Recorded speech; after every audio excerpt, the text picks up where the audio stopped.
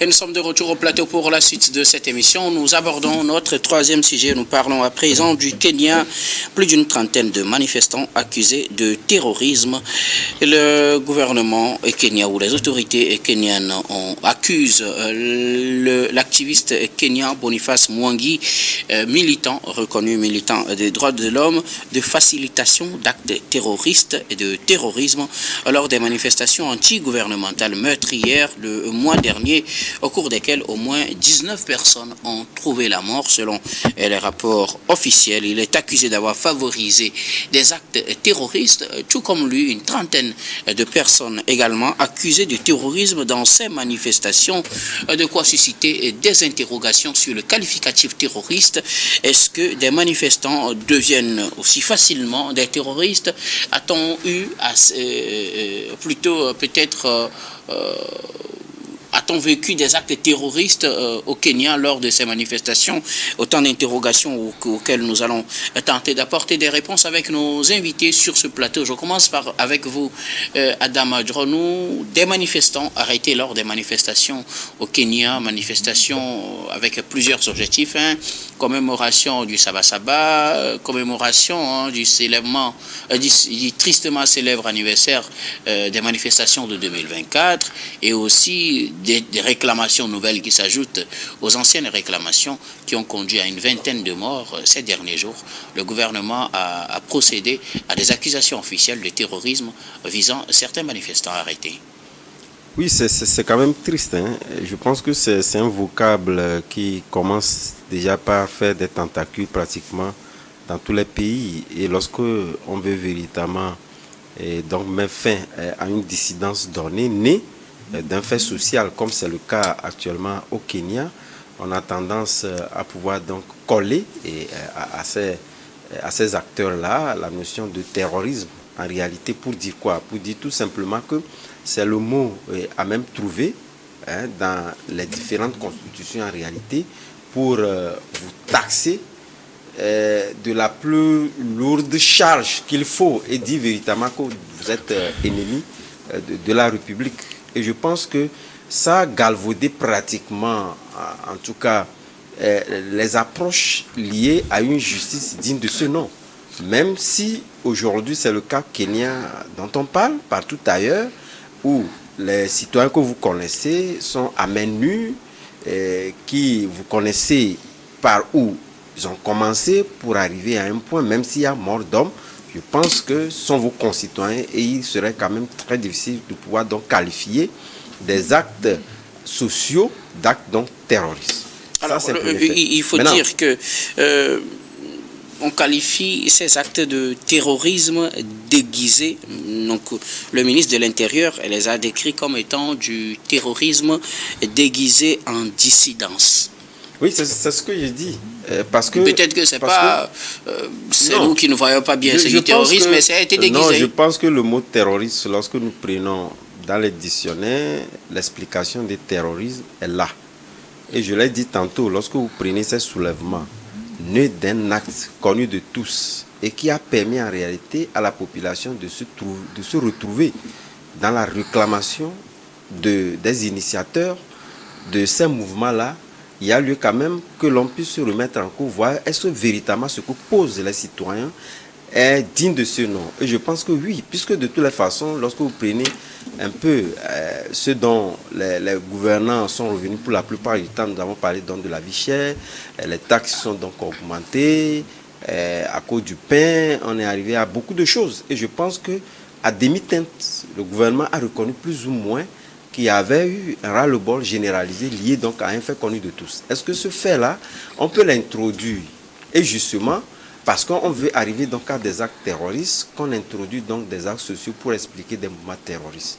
Moi, je n'y pense pas. Donc, c'est en ce sens que je dis que c'est le mot, le vocable à même de pouvoir donc, en tout cas, faire taire des dissidents dignes de ce nom. Donc moi, je me dis qu'il faudrait quand même qu'une reconsidération. Est-ce qu'en le disant ainsi, on n'en venue pas davantage, puisque en réalité, l'idée poursuivie derrière, comme je l'ai dit, de faire taire une dissidence, de ne plus permettre à ce que quelqu'un puisse avoir le culot de pouvoir donc en arriver encore là.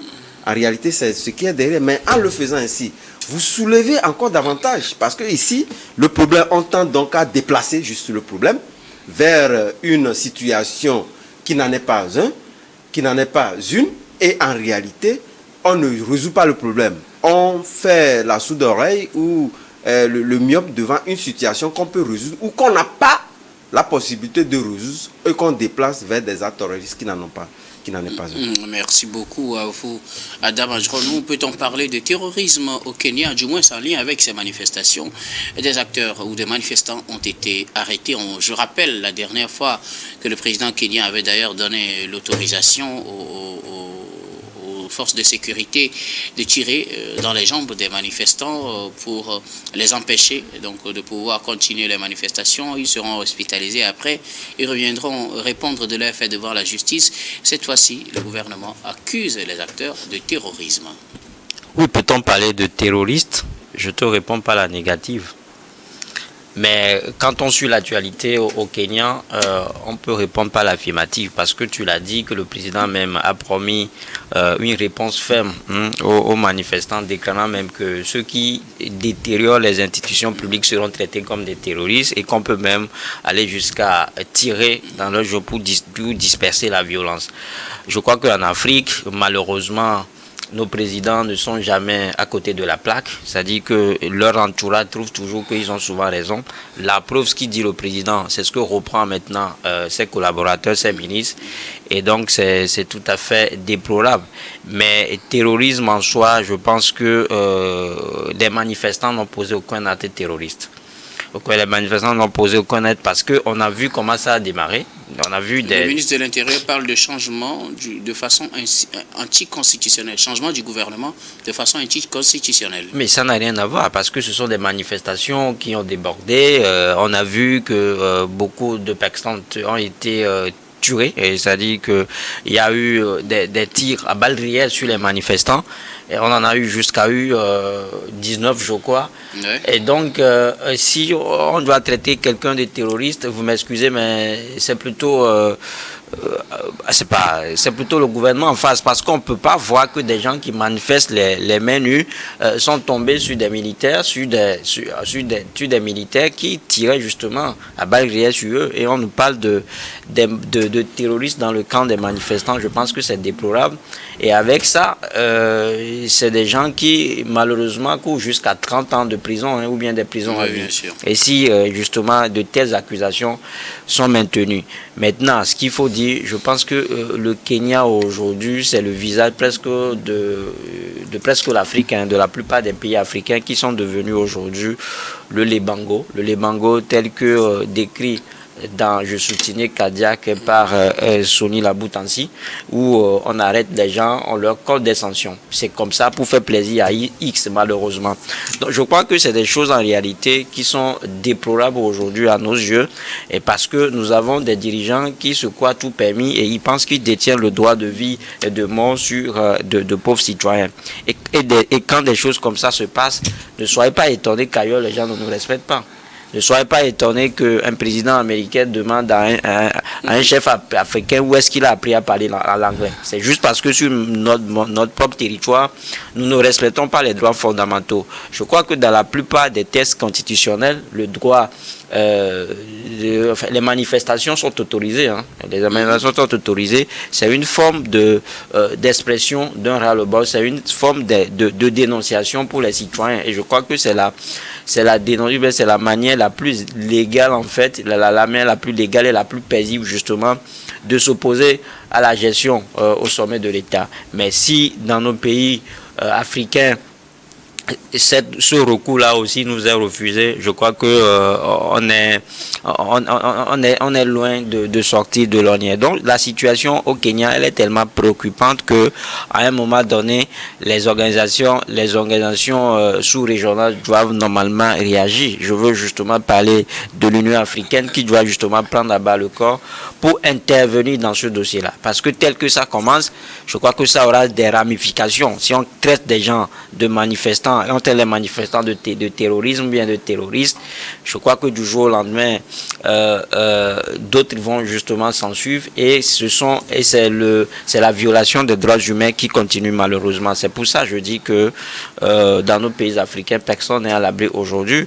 On prend les gens, on leur condescension et ils en font un traitement qu'ils veulent. Merci beaucoup à vous, Louis Kamako. Alors, Daimou Bodi, des manifestants qui sont traités de terroristes, parmi eux un défenseur des droits humains qui est également accusé d'avoir favorisé des actes terroristes au Kenya.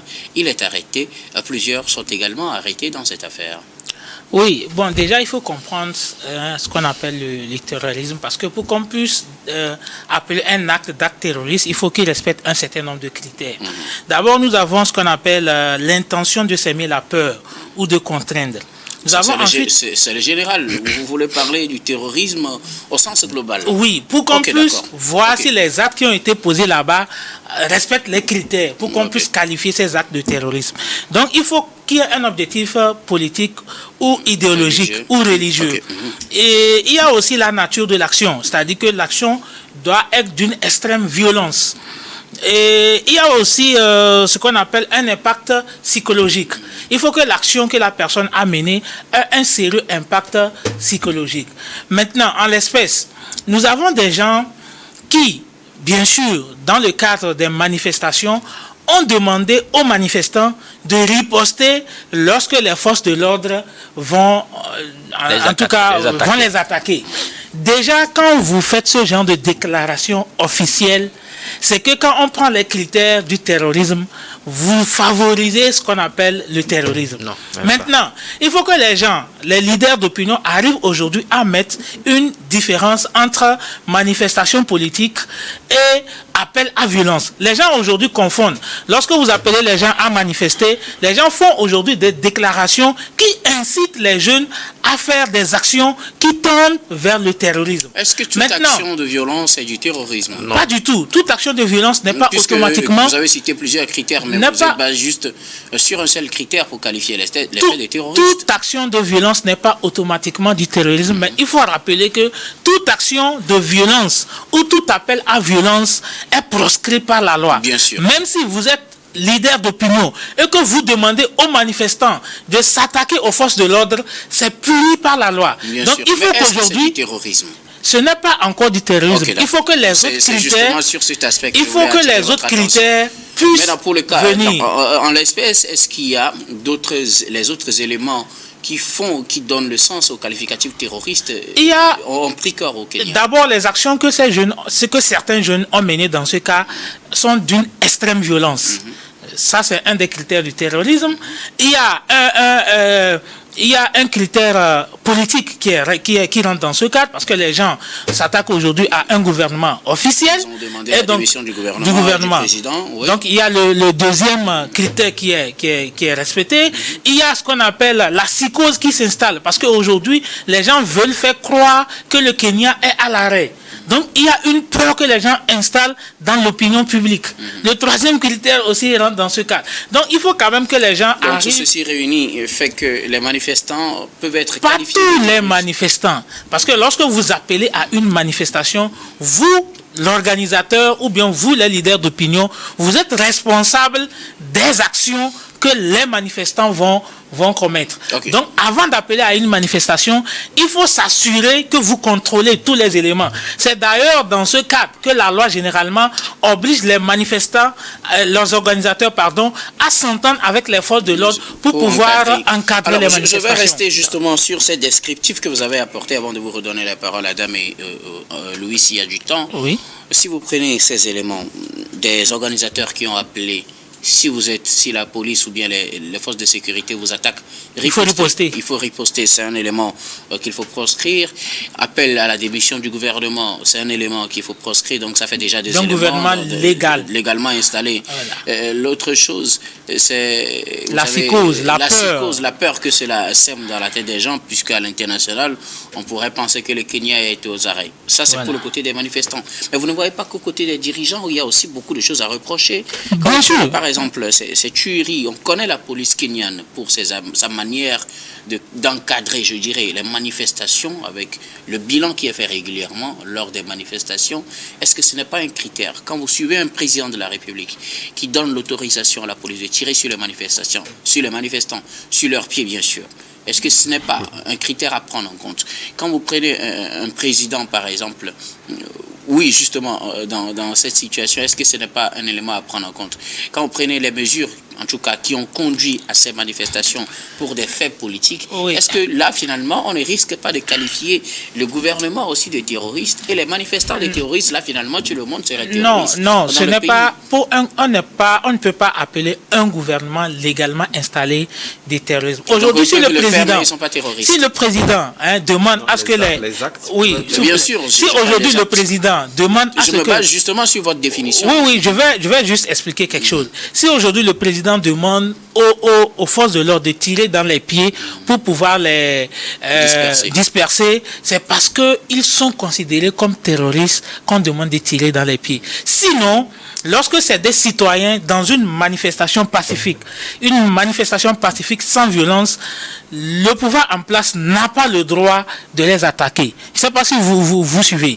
Et donc, dans ce cas, c'est parce que les gens répondent par la violence que de l'autre côté... Ils répondent à quoi par la violence? À la dispersion. Non. À la dispersion, parce que le gouvernement considère... C'est ahurissant, en fait, ce que vous dites. Vous m'excusez, parce que on ne peut pas traiter de terroristes des gens qui manifestent juste pour... Qui manifestent pacifiquement. Oui, manifestent pacifiquement. Donc, ce qui se passe... Aussi, il faut voir ça aussi. Il faut voir comment ils manifestent. Attendez, ça dit que ce qui se passe au Kenya n'est pas nouveau sous le soleil. C'est de la même manière que les manifestations se font un peu partout dans nos pays. C'est-à-dire que vous avez des gens qui manifestent souvent à main nue et souvent ils sont confrontés à une horde de militaires. Et qui tire sur eux à balles réelles. C'est de ça qu'il est question. Voilà. C'est pour ça que j'ai aimé ta relance, ta question selon laquelle est-ce que le gouvernement, quand vous prenez un président même qui demande en fait aux militaires, aux forces de l'ordre de sécurité de tirer. Bon, il a dit que c'est parce qu'ils sont déjà terroristes que le gouvernement demande de tirer sur eux. Donc, si c'est comme ça, ça dit qu'on a un peu on a des terroristes un peu partout sur le sol, sur le sol africain. Parce qu'il y a des manifestations un peu partout, il y a des manifestants. Mais les cas ne sont pas similaires. Qu'est-ce qui s'est passé au Congo? C'est-à-dire que vous avez au Kenya, le peuple est sorti parce qu'il y a un prisonnier. Et le peuple s'attaque aux institutions. Le peuple, en détention. Et que ça aussi, c'est un détenu politique. Il faut qu'on ait le courage de le dire. Et là, vous voyez des gens qui manifestent, vous leur collez l'étiquette de terroriste. Je pense que c'est tellement extraordinaire, c'est-à-dire que c'est tellement étrange qu'on ne peut pas le cautionner. Quand vous voyez comment est-ce que les États-Unis classent les pays, quand on classe un pays de... Une organisation sur la liste des terroristes, sur la liste noire. C'est beaucoup de critères. S'il faut juste manifester derrière la main nue et donner des consignes aux gens que lorsque vous serez attaqué par des forces de l'ordre, riposter ou bien riposter, c'est pas possible de dire ça. L'étiquette de terroriste, je pense que ça dit que on a de sérieux problèmes quoi. On ne peut jamais demander.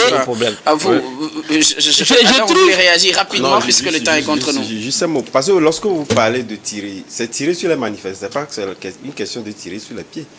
Il a dit de tirer sur les pieds. Je vous dis c'est tirer. Je reprends les termes du président, vous savez. Le président a oublié ce qu'on appelle titre de sommation en matière d'organisation de manifestation. Dans la liberté individuelle et les droits de l'homme, de toutes les façons, je pense que nous avons une loi fondamentale qui, c'est clairement prescrit qu'on peut utiliser ces voies légales de manifestation. Oui. Ça a tiré sur les pieds des gens? Non, il parle de la manifestation. Ok. Donc, par le fait qu'ils ne sont pas passés outre cette disposition-là et pouvoir donc les identifier. C'est tout comme si le pouvoir central fait ses propres terroristes. Et ce n'est pas bien. De mon point de vue, c'est pas bien. Merci beaucoup à vous tous pour vos contributions. Nous allons marquer une nouvelle pause, puis on reviendra tout à l'heure pour la dernière partie de cette émission. Dernière partie que nous allons bien évidemment consacrer au Togo.